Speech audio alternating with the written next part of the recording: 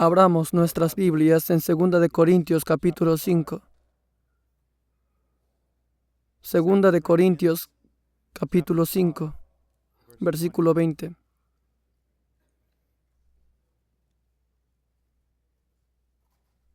Por tanto, somos embajadores de Cristo, como si Dios rogara por medio de nosotros.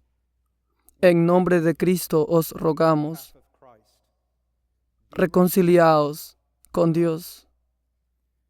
Al que no conoció pecado, le hizo pecado por nosotros, para que fuéramos hechos justicia de Dios en él. Oremos.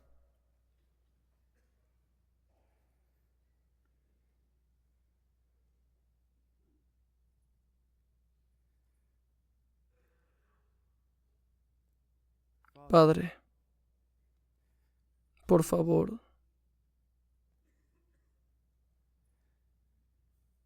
por favor, por favor.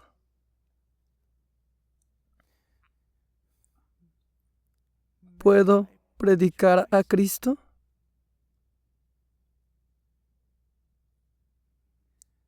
Por favor.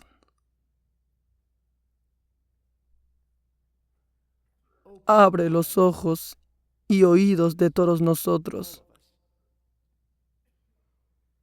para que podamos ver a Cristo. Solo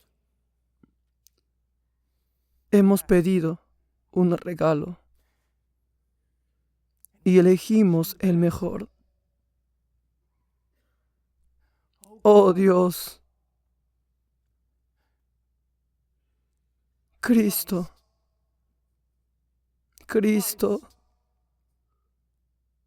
que podamos ver a Cristo.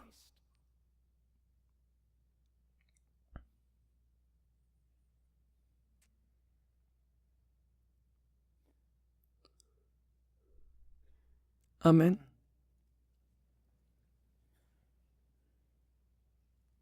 Somos embajadores. ¿Cómo es posible? ¿Cómo es posible? Sería una increíble demostración de gracia si solo nos enviara por un momento al infierno, pero nos ha librado completamente. Sería una increíble demostración de gracia, una increíble demostración si solo nos pusiera en un lugar neutral donde no pudiese ser encontrado un lugar para nosotros y solo nos dejara allí por la eternidad. Eso sería gracia por nuestro pecado. Sería inconcebible aún si nos pusiera al mismo nivel de los ángeles y nos hiciera sirvientes en sus atrios.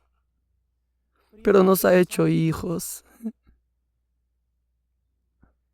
Y como si eso no fuera suficiente, también embajadores. Embajadores de Cristo.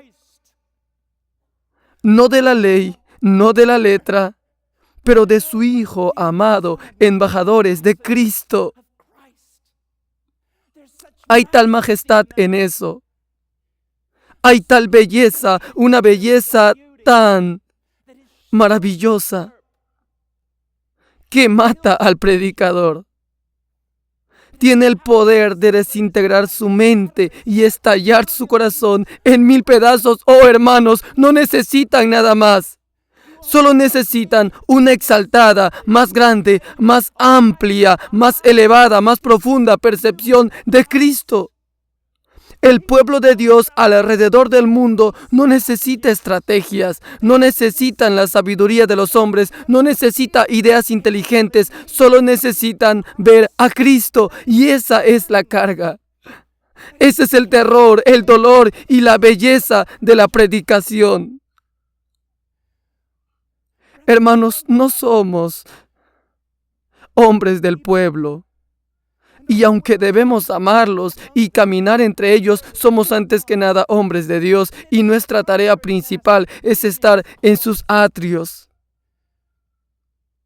Estar en sus atrios. Estar en el estrado de sus pies. y decir: nada de lo que tengo hasta ahora es suficiente, quiero tener más de Cristo. Y luego mirar al pueblo de Dios y verlos hambrientos, y ver que tenemos tan poco poder y exclamar: oh Dios, yo no soy un predicador, no soy un predicador. Consume mi corazón con Cristo para poder pararme ante tu pueblo y proclamar con tu palabra que tener una visión más elevada de Él y ver a Cristo es suficiente para mí. Es suficiente. Pero otra vez, ese es el dolor de predicar.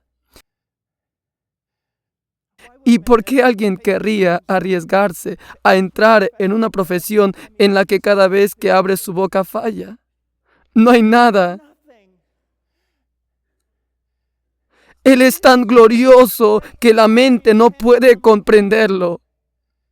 Spurgeon siempre lamentó que aún teniendo el mejor vocabulario en su oratoria y aún teniendo los labios de un serafín, eso no importaba. Todo lenguaje falla. Todo lenguaje falla. Así que si intentaríamos algo esta tarde, fallaríamos.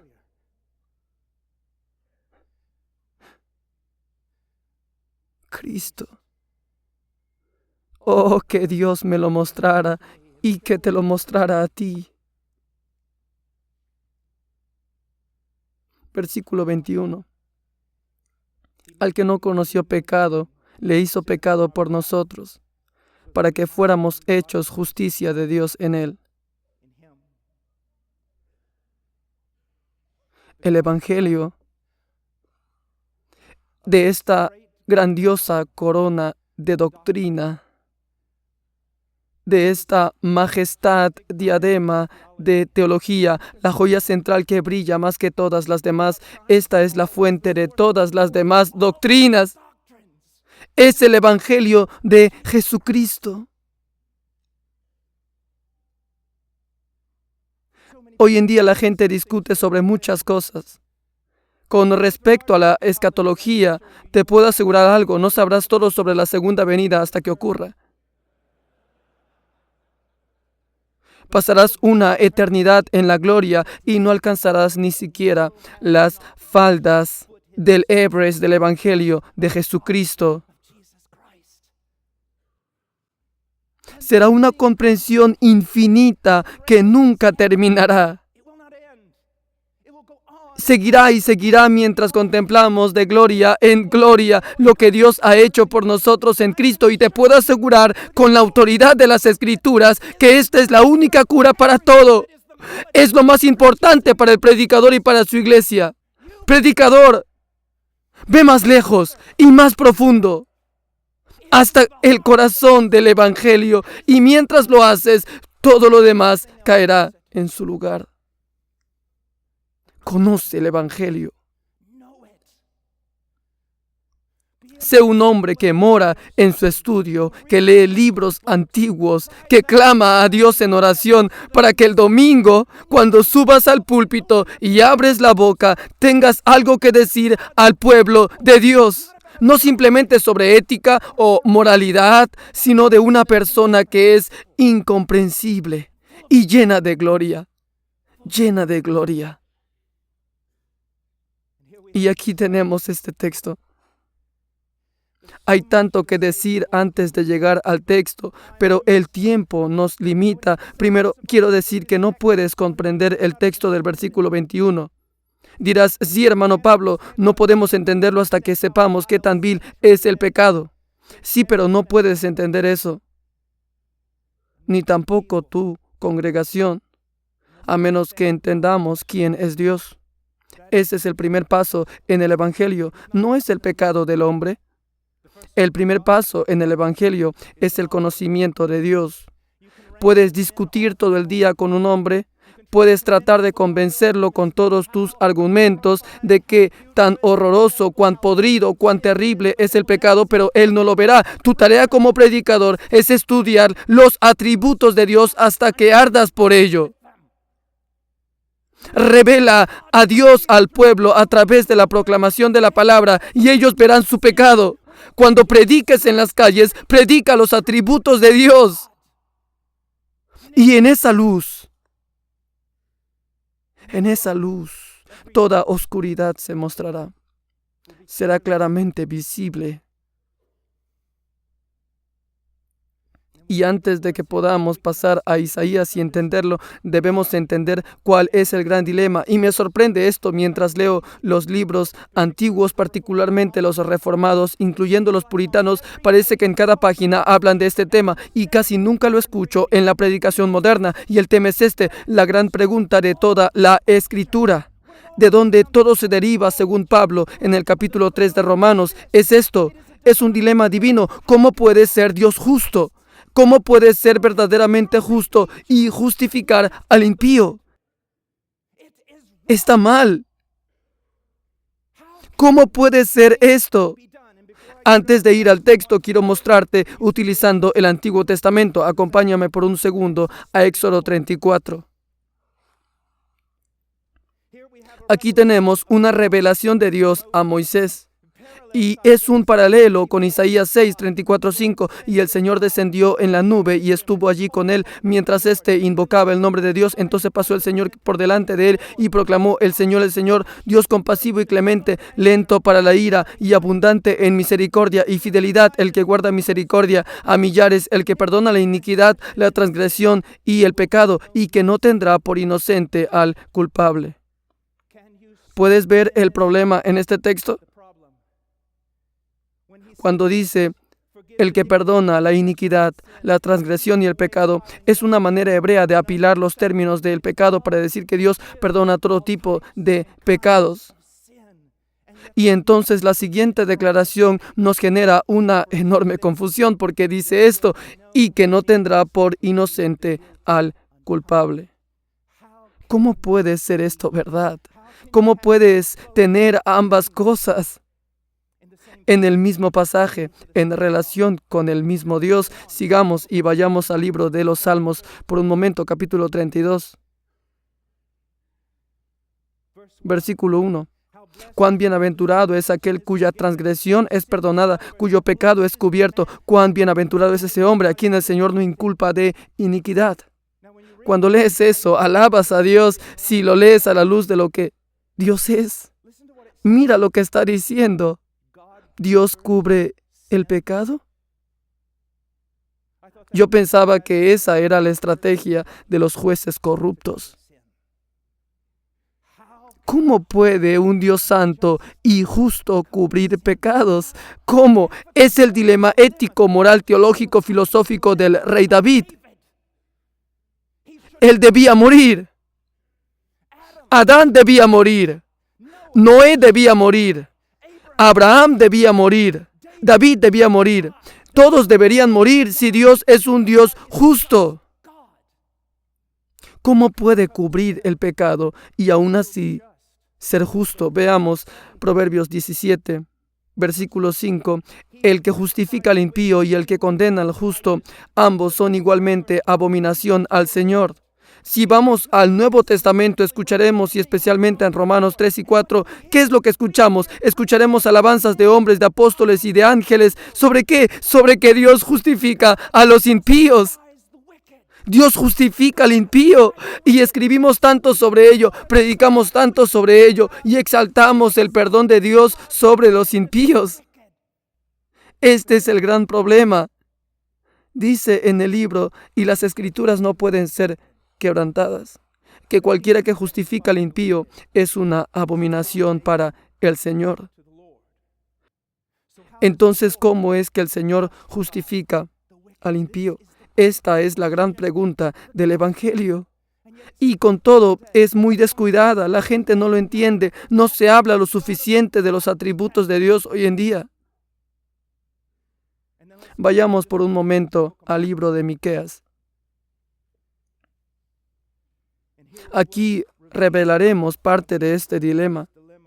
Miqueas capítulo 7, versículo 18. ¿Qué Dios hay como tú que perdona la iniquidad y pasa por alto la rebeldía del remanente de su heredad? No persistirá en su ira para siempre, porque se complace en la misericordia. Volverá a compadecerse de nosotros, hollará nuestras iniquidades. Sí, arrojarás a las profundidades del mar todos nuestros pecados. Hemos escrito canciones sobre esto. Dios ha tomado nuestro pecado y lo ha arrojado al piso y lo ha pisoteado. Dios ha tomado nuestro pecado, lo ha hecho bola y lo ha arrojado al fondo del mar, donde no vuelve a ser visto, y nos regocijamos. Pero eso no tiene ningún sentido si no es interpretado cristológicamente. Dios no simplemente quitó el pecado, no solo quitó el pecado de su pueblo, lo tiró y lo pisoteó. No tomó una bola de pecado impersonal y lo arrojó al mar. La respuesta a este dilema se encuentra en esto.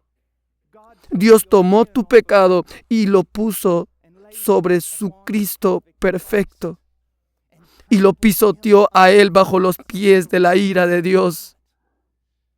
Dios tomó el pecado de sus elegidos. Dios quitó el pecado de su iglesia, lo hizo bola y lo echó sobre Cristo y luego arrojó a Cristo al mar de su ira.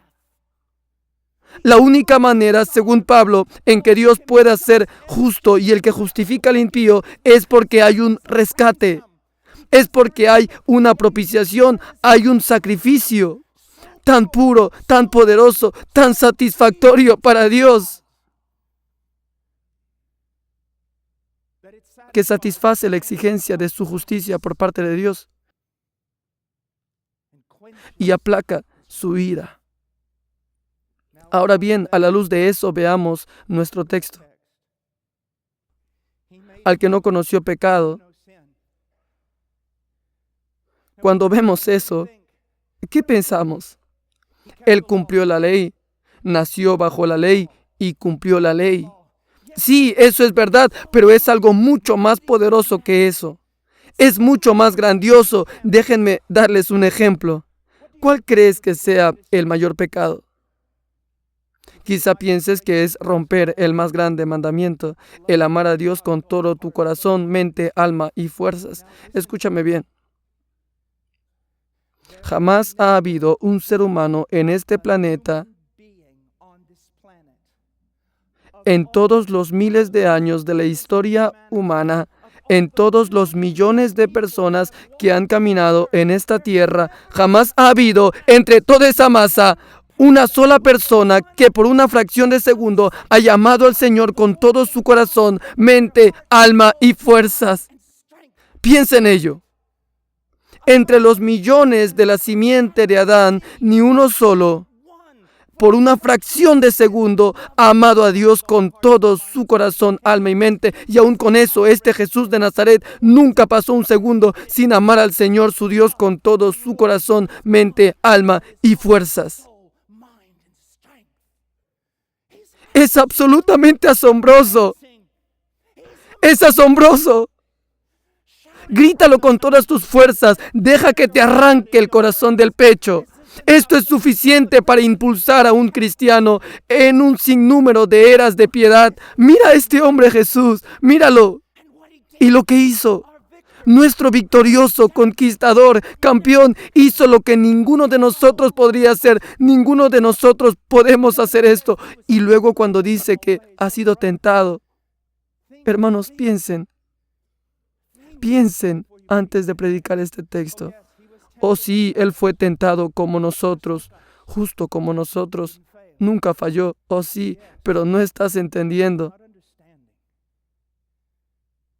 Imaginen que al lado de mí está un levantador de pesas de clase mundial. Y entonces pones una barra de 20 kilos en su espalda y otra en mi espalda. Yo estoy bien y él está bien. Luego pones 2 pesas en las barras y ahora ambos tenemos 60 kilos. Aún estamos bien. Y luego pones otras, ahora cada uno tiene 100 kilos. Sí, aún puedo hacer sentadillas. Así que estoy bien. Pero luego llegamos a 160 kilos. Temblaré y no querré agacharme porque no podré levantarme.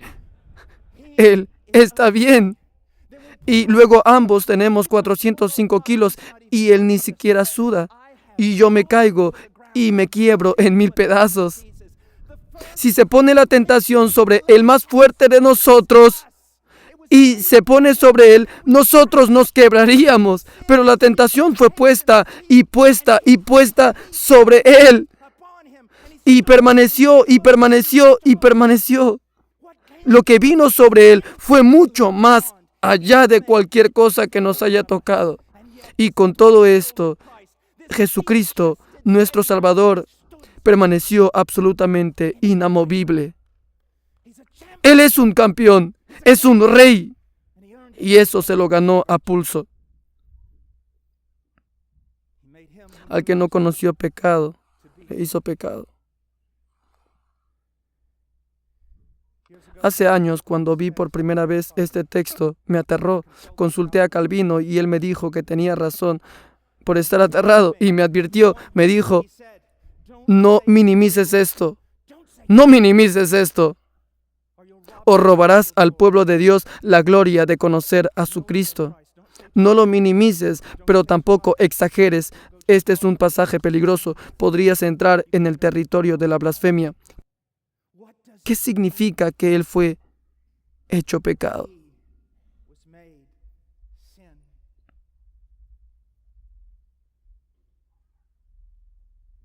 Yo creo que, y muchos están de acuerdo, Martin Lloyd-Jones en particular, la respuesta está en el versículo 21. ¿Qué significa para Cristo el haber sido hecho pecado? ¿Qué significa para nosotros ser justos?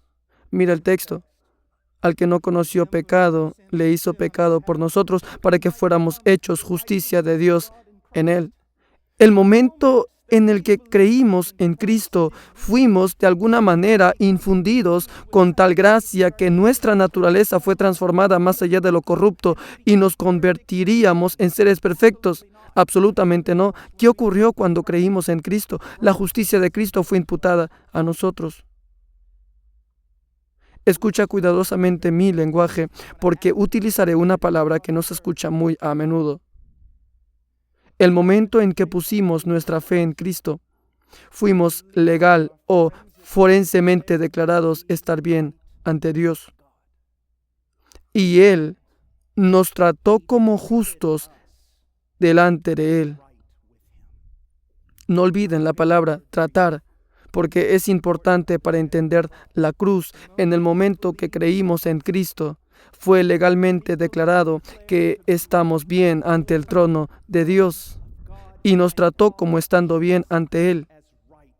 Incluso cuando el cristiano cae ante la amorosa disciplina de Dios, aún está en el contexto de estar bien con Él. No es un juez, sino un padre.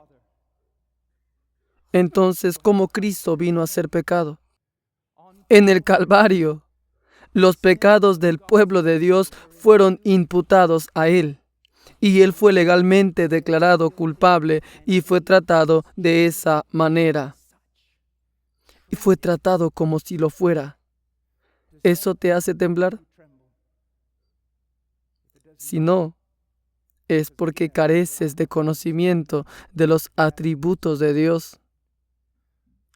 Que el Dios perfectamente santo trate al pecador como pecador es algo profundamente aterrador.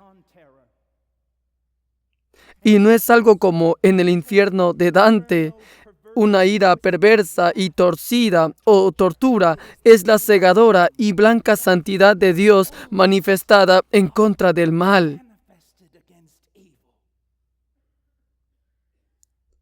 ¿Te das cuenta? Él fue hecho pecado. Para nosotros es algo muy difícil entender porque fuimos concebidos en pecado, nacimos en pecado, descendemos de gente de labios pecadores. Bebemos iniquidad como si fuera agua. ¿Cómo podríamos entender qué significa para el santo, perfecto Hijo de Dios, que siempre conoció una perfecta comunión con el Padre? ¿Cómo podríamos saber qué significa para Él el soportar el pecado? Imagina que una hermosa dama de esta iglesia decide ir a alcanzar a las prostitutas de Los Ángeles. Y ella es el tipo de mujer que todos ustedes conocen. Es tan pura como una mujer puede serlo. Es una santa amada. Y lo más mínimo ofende a su espíritu, pero decide salir a alcanzar almas a la calle.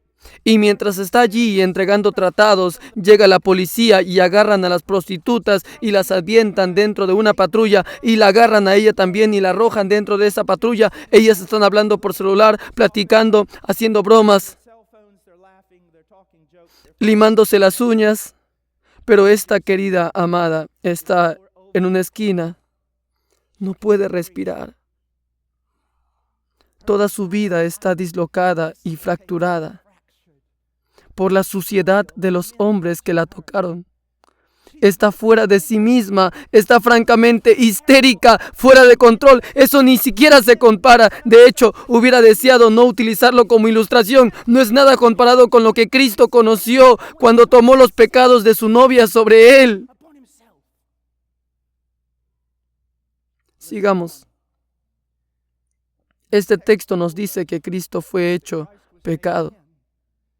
Y tú piensas, detente, Pablo, solo detente. Es suficiente. Fue hecho pecado, ¿de acuerdo? Pero cuando pensamos que no puede ser más oscuro, Pablo enciende una lámpara y nos lleva mucho más abajo a las mazmorras sobre Gálatas capítulo 3. Mira lo que dice Gálatas capítulo 3.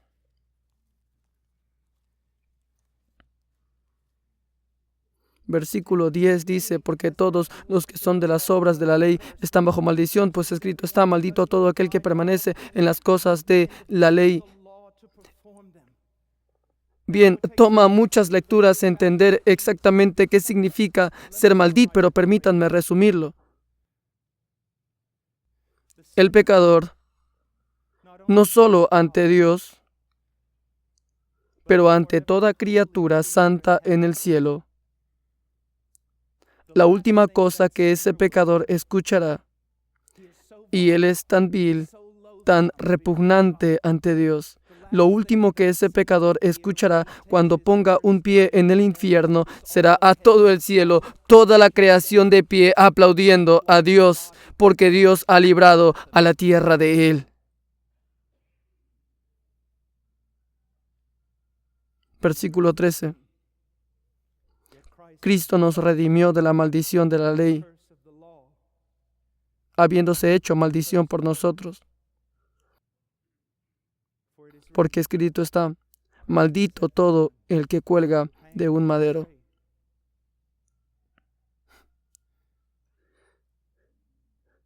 He leído este pasaje muchas veces, pero nunca dejo de escandalizarme por la frialdad de mi corazón. ¿Cómo es que puedo respirar a la luz de esta verdad sobre lo que mi Salvador, tu Salvador, hizo por nosotros? ¿Se dan cuenta? Pablo estaba en lo correcto cuando escribió a Timoteo, grande es el misterio de la piedad. Esta es la fuente de la salvación. Romanos 1:16. Esta es la fuente de toda la verdadera piedad. Si esta no es tu fuente, entonces tu piedad brota de la idolatría. Queremos ser piadosos, queremos agradarlo debido a esto, debido al Evangelio, debido a lo que Él ha hecho. Esto es lo que hace a los misioneros, esto es lo que hace a los predicadores callejeros. Esto es lo que no se nos está permitido callar. Él fue hecho maldición. En las bienaventuranzas tenemos las bendiciones, ¿cierto? El reino de los cielos, ver a Dios. Así que de alguna manera, la maldición es un antónimo de lo que vemos en las bienaventuranzas, ¿cierto? Así que reescribámoslo. Escucha. Los bienaventurados tienen garantizado el reino de los cielos. A los malditos se les niega la entrada. Los bienaventurados serán beneficiados con el consuelo divino. Los malditos serán el objeto de la ira divina. Los bienaventurados heredarán la tierra. Los malditos serán cortados de ella. Los bienaventurados serán satisfechos. Los malditos serán miserables y desdichados. Los bienaventurados recibirán misericordia. Los malditos serán condenados sin piedad.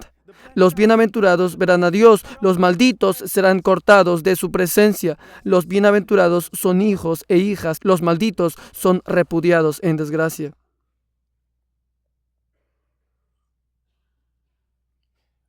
Honestamente, a veces, si no estamos firmes en el Evangelio, si no estamos cristológicamente, eso de estar centrados en el Evangelio se puede volver algo tan trillado. Hay cosas que un puritano dijo que solo se podría decir con labios temblorosos.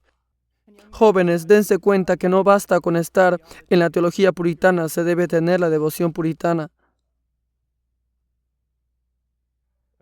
Unos labios temblorosos. Es decir, que cada vez que clamo, soy bendecido. Y resuena en el fondo de mi mente que es porque Él fue hecho maldición.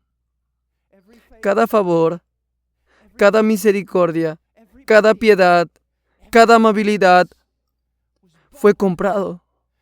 Es por eso que cada obsequio de Dios debe ser atesorado en una caja con nuestro corazón y ser sellado con un sello irrompible. Todo fue comprado con su sangre. Todo fue comprado con su sufrimiento. Y es por eso que somos las personas más gozosas y más quebrantadas al mismo tiempo. Ahora quiero ir a...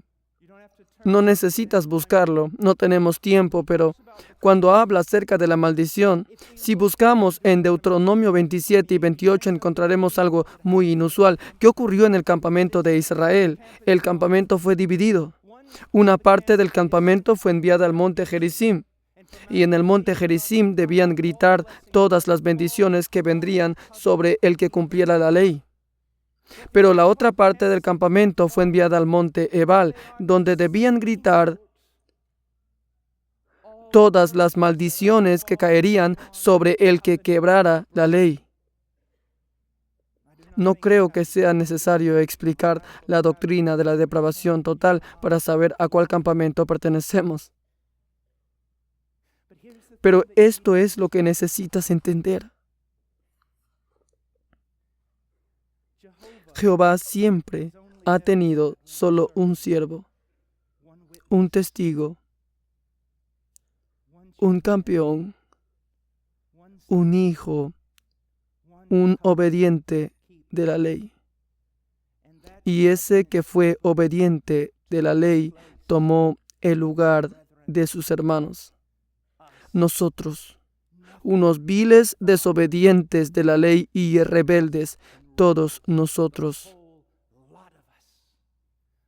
Pero en amor, de acuerdo con el eterno consejo del Padre, el obediente de la ley tomó el lugar de los violadores de la ley y sufrió la maldición que era para ellos.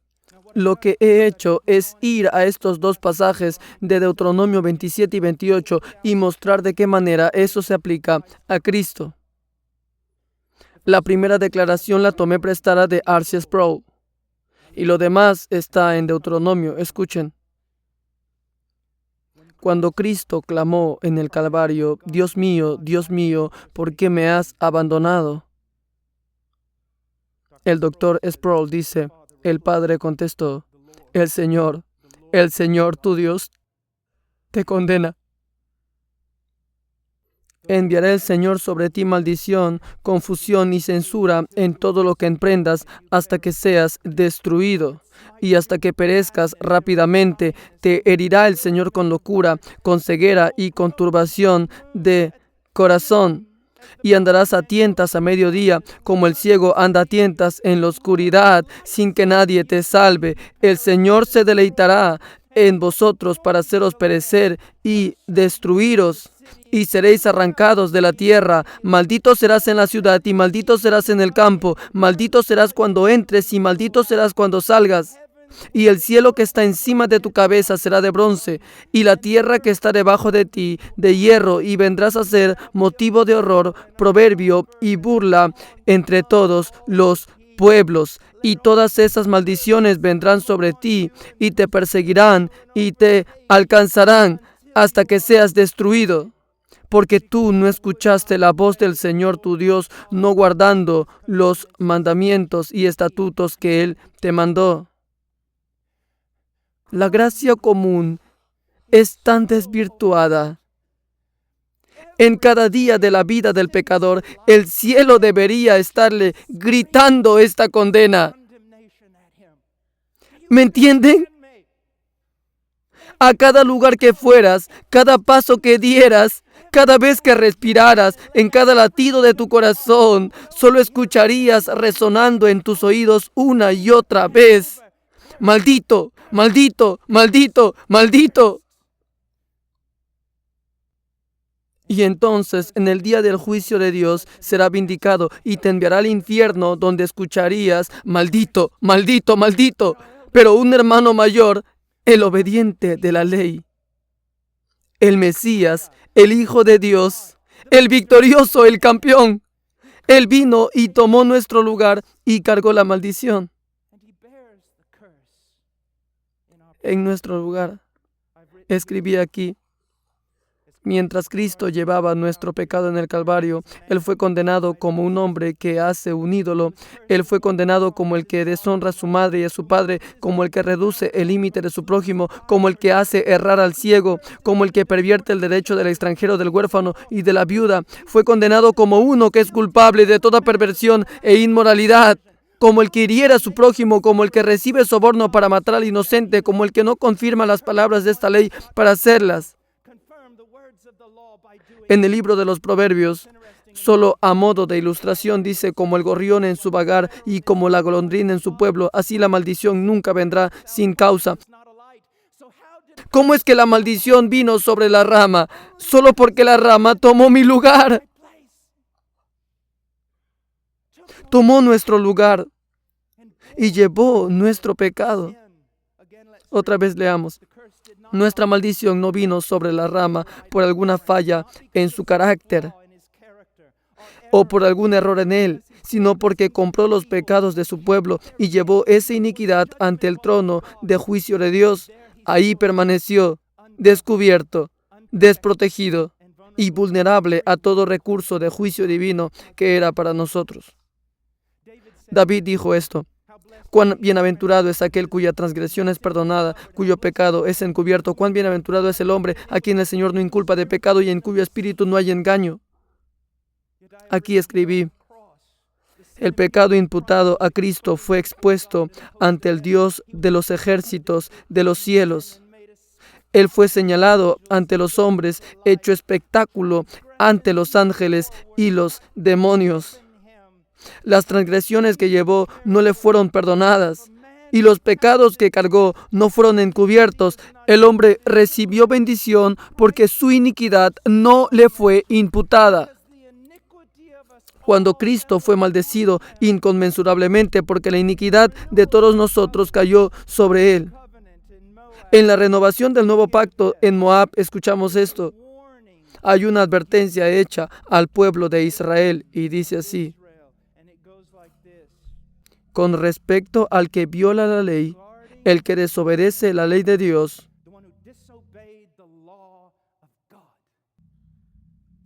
la ira del Señor y su celo arderán contra ese hombre, y toda maldición que está escrita en este libro caerá sobre él, y el Señor borrará su nombre de debajo del cielo.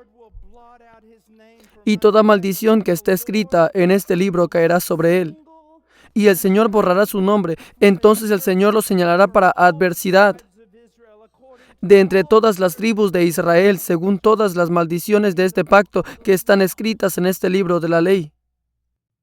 Algunas veces cuando estoy testificando o predicando en las calles y algún pecador se porta bravucón, yo le digo: eres muy valiente porque te sientes apoyado, pero en el día del juicio serás señalado por adversidad. Muéstrame que no te tiembla la mano en ese día. Jáctate en ese día de que no tienes miedo. Escúchame, ese día te derretirás ante Él como una figurita de cera ante un soplete. Estarás sin abogado a menos que corras ahora hacia Cristo.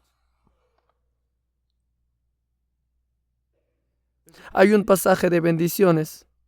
Es hermoso. Pero otra vez, a veces perdemos el punto. El Señor te bendiga y te guarde. El Señor haga resplandecer su rostro sobre ti y tenga de ti misericordia. El Señor alce sobre ti su rostro y te dé paz. Le enseñamos esto al pueblo de Dios sin decirles que esto es imposible. ¿Cómo podría el Señor hacer esto a los pecadores? Y es solo porque en la cruz, el único que merecía tal bendición de Jehová fue el único que llevó la maldición para que pudiéramos ser bendecidos. En el tiempo que nos queda, veamos algo sobre el Calvario.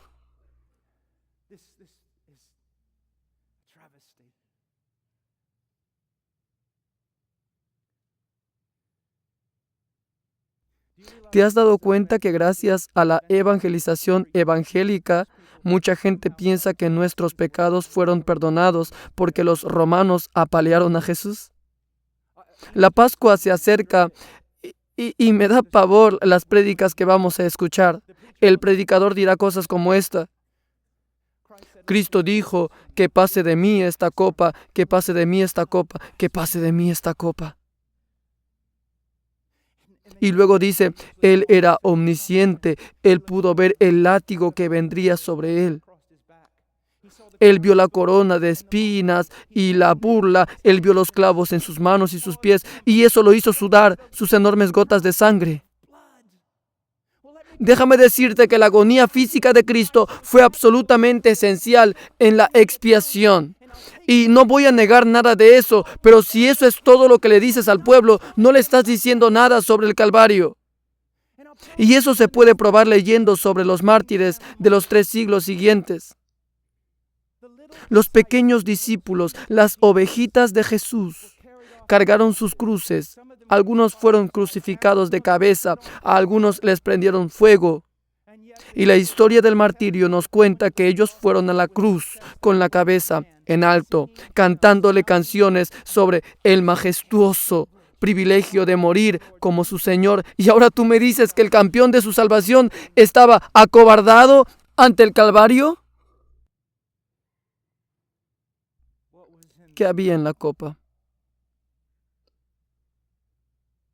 Salmos 75. Porque hay un cáliz en la mano del Señor y el vino fermenta, lleno de mixtura, y de este Él sirve. Ciertamente lo sorberán hasta las heces y lo beberán todos los impíos de la tierra. Y Jeremías concuerda, porque así me ha dicho el Señor, Dios de Israel. Toma de mi mano esta copa del vino del furor y haz que beban de ella todas las naciones a las cuales yo te envío, y beberán y se tambalearán y enloquecerán a causa de la espada que enviaré entre ellas. Recuerdo una vez que enseñaba en una escuela que estaba arraigada en la tradición reformada y fui y prediqué en la capilla y les dije, ¿a quiénes les voy a predicar? Me dijeron, a los niños de preescolar y primaria. Dije, predicaré sobre la propiciación. Y su maestro me dijo, eso aquí no es ningún problema, señor. Así que comencé a enseñar y cuando llegué a lo de la copa le pregunté al cuerpo estudiantil, ¿qué había en la copa? Y con una tradición reformada verdadera, una pequeña de 9 años levantó su mano, la señalé y ella se paró al lado de su silla con una mano sobre su escritorio, se paró muy derecha y me dijo, Señor, la ira del Dios Todopoderoso es lo que había en la copa. Eso es hermoso. Es maravilloso. Piensen, criaturas. Muy a menudo suponen demasiadas cosas. Supones que tu pueblo entiende la cruz, pero te puedo decir que alrededor del mundo se me acerca gente llorando y me dicen, por 15 años he andado con Cristo, he confiado en Cristo. Y nunca lo había imaginado. ¿Sabes? Toda esa prédica de los judíos y los romanos apaleando a Jesús y pensaba que ese fue el pago por mis pecados, pero esta noche he entendido. Él fue quebrantado. Agradó al Señor quebrantarlo. Quebrantarlo. Imagina que estás en un pequeño pueblo que está como a medio kilómetro de una presa. Y la presa tiene como 1000 kilómetros de alto y 1000 kilómetros de ancho y está llena hasta el tope. Y una mañana un estruendo te despierta, corres a la ventana y ves que la presa se ha quebrado. Y ves que una pared de agua que llega hasta el cielo viene hacia ti. No importa qué tan rápido corras, no importa cuán ligero de pies seas, vas a morir y nadie recordará tu nombre. Vas a ser borrado de la tierra.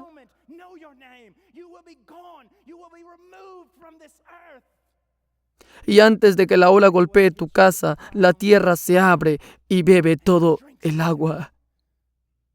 De modo que ni siquiera una gota de agua llega a tu jardín. Alaba a Cristo, nuestro poderoso campeón. En el Calvario tomó nuestro pecado y soportó la ira del Dios Todopoderoso.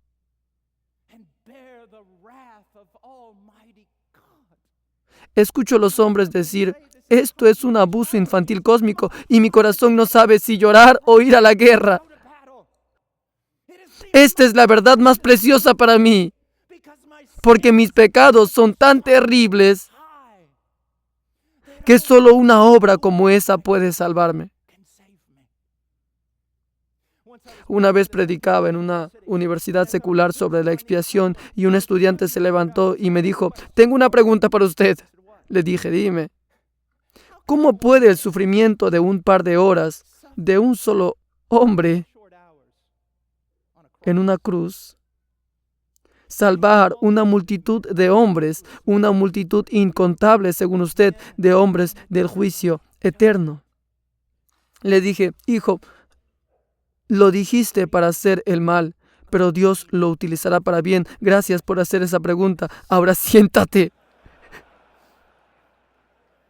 ¿Quieres saber cómo un hombre muriendo solo por un par de horas en un madero puede salvar una multitud de hombres de una eternidad en el infierno?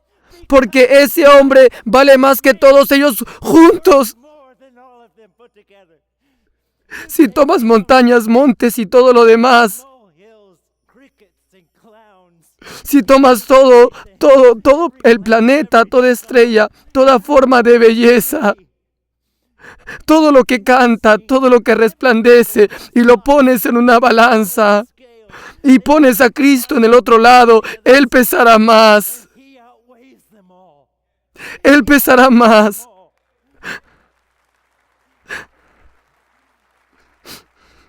Hermanos, a Él es el que perseguimos. Estudia. Ve a tu estudio y sumérgete, no para ser el más listo, no para ser más listo que otro hombre, sino para observar su gloria hasta que te duela. Hasta que te desintegre y te reconstituya y te haga un predicador.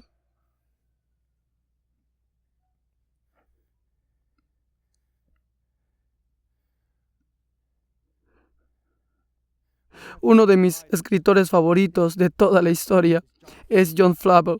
En su libro Glorias Esenciales de Cristo, él dijo, si no escribo sus alabanzas a la luz de la luna, no las podría pintar adecuadamente. Y hay un pasaje en su primer volumen que yo retitulé Perdóname en el cielo, pero se llama La ganga del Padre con el Hijo. Quiero que escuches. Qué manera tan concisa expone el Evangelio. El Padre habla en el pasado eterno y dice, Hijo mío, he aquí una compañía de pobres almas miserables que se han deshecho completamente y ahora están a merced de mi justicia. La justicia exige satisfacción por ellos o se satisfará en su ruina eterna. ¿Qué será hecho por estas almas? Hombre, eso es verdad. Cristo responde, Padre mío, tal es mi amor y compasión por ellos. Sabes, hay muchas verdades en el cristianismo, aún en los círculos reformados. Uno de ellos el cual es una verdad espectacular, pero necesita ser entendido, es que Dios ha hecho todo para su gloria. Y eso es verdad, verdad, verdad. Pero a veces escucho, especialmente en predicadores jóvenes, que minimizan el amor que Dios depositó en su pueblo. Dios ha hecho todo para su gloria. En Deuteronomio 7, básicamente Israel le pregunta a Dios, ¿por qué me amas? Y Dios responde ontológicamente, te amo porque te amo, por su propia gloria. Y con todo y eso, Él ha derramado su amor sobre nosotros. Y lo más especial para mí es que Cristo fue al Calvario por amor a los pecadores, por amor a su novia. Y es lo que Flavel dice, Padre mío, tal es mi amor y compasión por ellos, que en vez de que perezcan eternamente, yo seré su fiador. ¿Quién puede decir eso sino una deidad? Yo, Padre, seré responsable por ellos. Y luego dice, escucha bien, Padre, trae todas sus facturas para que pueda ver todo lo que deben. Y luego dice esto, Señor, tráelos todos. Y luego escucha esto, escucha. Señor, tráelos todos para que no quede ningún adeudo. Escúchame esto, no hay adeudos. Libre, perfecto, expiación, sacrificio, perfecto, libre. No hay más pagos. Todas las facturas han sido pagadas. Señor, tráelos todos para que no quede ningún adeudo. Cárgalos a mi cuenta. Prefiero sufrir tu ira en vez de que ellos la sufran. Sobre mí, Padre, sobre mí carga todas sus deudas. Y el Padre respondió, pero hijo mío, si las descuento de ellos, debes aceptar pagar hasta el último centavo. No esperes ningún descuento. Cuando viajas por el Amazonas en una balsa y ves la tormenta en el horizonte, comienzas a orar porque sabes que apenas podrás llegar a la orilla, y si no llegas a la orilla te vas a hundir, y oras porque las nubes sean reducidas, que de alguna manera se dividan y las mitades se aparten y tú estarás a salvo y las olas pasarán por el lado del bote. Oras por una disminución, pero Él dice esto: no esperes ningún descuento, hijo mío. Si los perdono a ellos, no te perdonaré a ti. De acuerdo, Padre. Que así sea, cárgalo todo sobre mí. Estoy listo para pagarlo. Y aunque eso me provoque la ruina, y aunque eso me empobrezca y vacíe todos mis tesoros, con todo y eso estoy contento de soportarlo. Contento de soportarlo. Terminaré diciendo esto. Como fue dicho hace 2 días, una de las más grandes narrativas del Antiguo Testamento es el mandato a Abraham a llevar a su hijo Isaac al monte Moriah y sacrificarlo allí. Y déjame repetir lo que se dijo. Escucha el lenguaje. Toma ahora a tu hijo, tu único a quien amas, a Isaac, y ve a la tierra de Moriah y ofrécelo allí en holocausto sobre uno de los montes que yo te diré. Y la carga fue puesta sobre el anciano, y puedes verlo en obediencia y gran dolor yendo hacia el monte. Preparó el altar, preparó la leña, acostó a su hijo, apretó sus ataduras, sacó el cuchillo que probablemente utilizó para circuncidar al muchacho. Levantó su mano hacia atrás y su voluntad entró en la voluntad de Dios, y en ese momento su mano fue detenida. Y se le dijo a Abraham: Jehová Jireh proveyó un carnero. No quiero ser duro, pero no quiero que se rían de lo que voy a decir. En mi presencia nunca utilices la terminología Jehová Jireh. para referirte a una casa, a un Mercedes o a la prosperidad. Porque, querido amigo, tendremos problemas. Él proveerá un carnero. Y todos los que escuchamos esta historia decimos, ¡qué hermoso final para esa historia! ¡Qué hermoso final! No, no es el final, es el intermedio. Siglo tras siglo tras siglo, la cortina permaneció cerrada. Y hace 2000 años se abrió nuevamente. Y allí estaba colgado el Hijo de Dios, su único Hijo, su amado. Y tomó el cuchillo de la mano de Abraham y lo enterró en el pecho de su propio Hijo. Un poeta dijo, ofrezcan el sacrificio. Todos los pecados de la creación por el llamado, ofrezcan el sacrificio, una vida para pagar por todos, ofrezcan el sacrificio, el inocente, el justo debe ser asesinado. Ofrezcan el sacrificio y traigan al hombre de vuelta a Dios otra vez. Somos embajadores de esta perla, somos embajadores de este tesoro. ¿Cómo puede ser, hermanos? Huye de aquí y ve a tu estudio y búscalo para que puedas revelar más y más y más de Él a tu pueblo. Y a medida que ellos se aferren a esto, si sus corazones son realmente regenerados, crecerán en santidad, crecerán en devoción. Y luego sal a las calles y no discutas sobre política. No pelees con los hombres sobre los estándares éticos. Proclama quién es Dios y lo que Él ha hecho. Grítalo desde la montaña. Pero antes de que vayas a la montaña, asegúrate de que cuando abras la boca, salga algo de allí. Y debes saber esto. Todo el conocimiento del mundo sin la oración, todo el conocimiento del mundo sin el Espíritu del Dios viviente, no sirve de nada. Hombres, cuando fui llamado al ministerio, mi pastor, que fue un hombre asombroso, me dijo, muchacho, ¿puedes estar solo? Y yo pensé que se refería a que si predicaba la verdad no le iba a caer bien a nadie, pero se refería a que mientras los demás chicos se van a retiros cristianos, mientras ellos se reúnen y van con la manada, ¿podrás estar solo con Dios? ¿Puedes hacer de Él tu morada? ¿Puedes ser una ave rara? ¿Puedes permanecer con Él por un tiempo? Varones,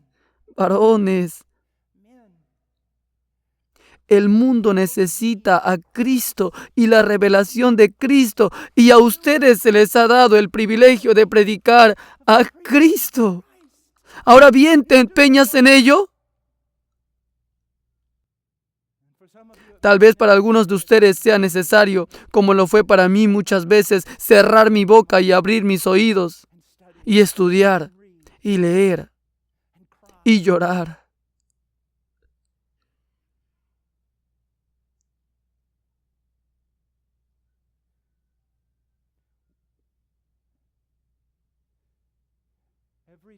Cuando salimos del púlpito, no somos agitadores, no somos mercaderes, somos Ezequiel. Y Dios nos dice, en medio de ese valle de huesos secos, porque todos son huesos secos, ¿pueden estos huesos secos vivir? No lo vamos a negar a Él con incredulidad y decir no. Y no vamos a ser presuntuosos ante Él y decir sí, sino que vamos a responder, Señor, tú sabes. Tú lo sabes. Y entonces profetiza. Profetiza. Todo en el reino es sobrenatural. No a la manera trivial del evangelicalismo contemporáneo. Realmente sobrenatural. El hombre solo puede ser convertido por una milagrosa obra del Espíritu, y el Espíritu ha prometido obrar cuando profetizamos. No alguna idea tonta que tuvimos el fin de semana, sino la palabra de Dios escrita.